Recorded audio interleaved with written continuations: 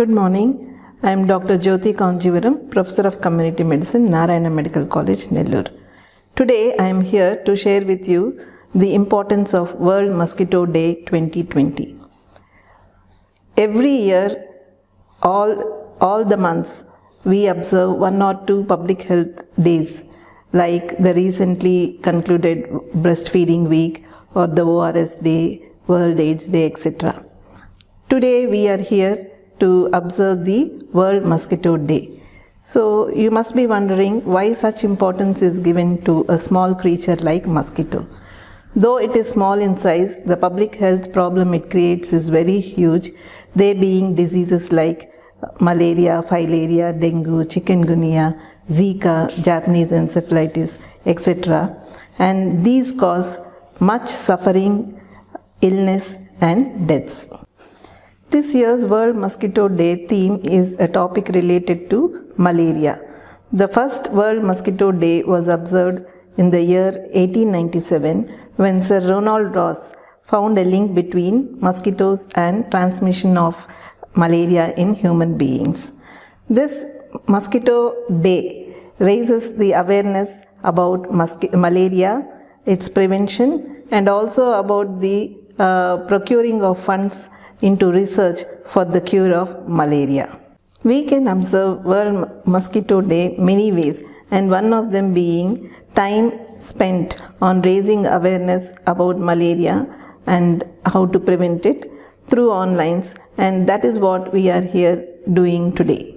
Malaria is a life-threatening disease, and more than 219 million cases occur worldwide throughout the year, and almost 4,35,000 deaths happen worldwide throughout the year.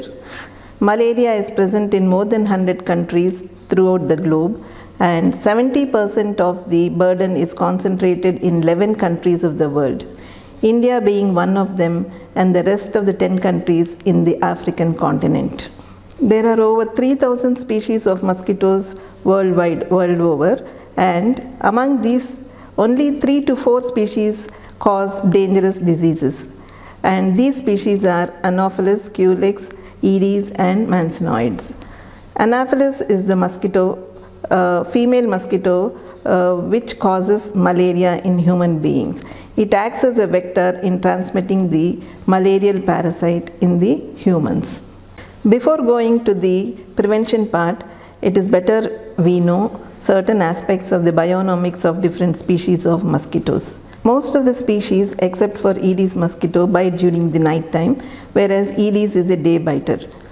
And the female Anopheles mosquito should have a blood meal before having to lay the eggs.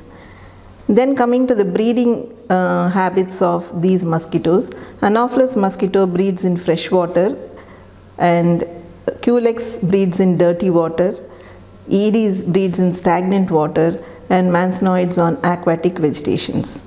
All this information is important in eliminating the breeding places of mosquito and thereby the disease. So, how to tackle this problem of removing the breeding places? Instead of taking an individual approach, it is always better to take a multi-pronged approach, and this is what we call as integrated vector control.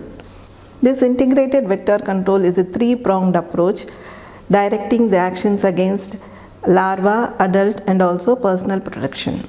So it is an anti-larval measures, anti-adult measures, and personal protection measures. Under the anti-larval measures, we have the environmental measures, chemical control measures, and also the biological control measures.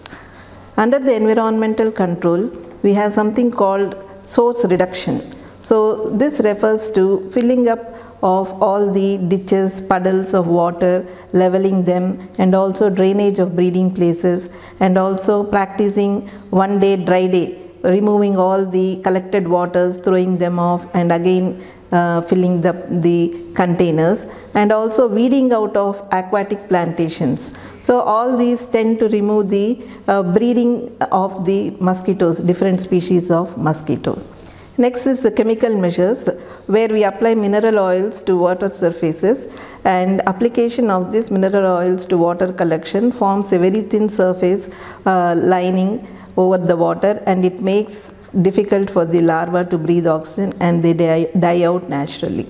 Next is application of Paris green, which is nothing but copper acetoarsenate. This is a stomach poison, and by feeding on this, the larvae die out instantly. The third part in the anti-larval measures is the biological control measures, where we let Gambusia fish and Lebister fish into water collections. So these fish, they eat out the larva, and this is also advantageous in the way that it does not cause pollution of the water bodies with insecticides and pesticides. Next comes the anti-adult measures. So here we have indoor residual spraying of insecticides like malathion, lindane, etc. Nowadays DDT is not of much use because it has become resistant. And then outdoor spraying, that is ultra low volume fogging with pyrethrum extracts. Under the genetic control measures, we have sterile male technique, which is still under study. The third prong of this integrated vector control is personal protection measures. Among these measures, screening of houses is a very important measure, and if this is not possible, at least using a mosquito net is compulsory.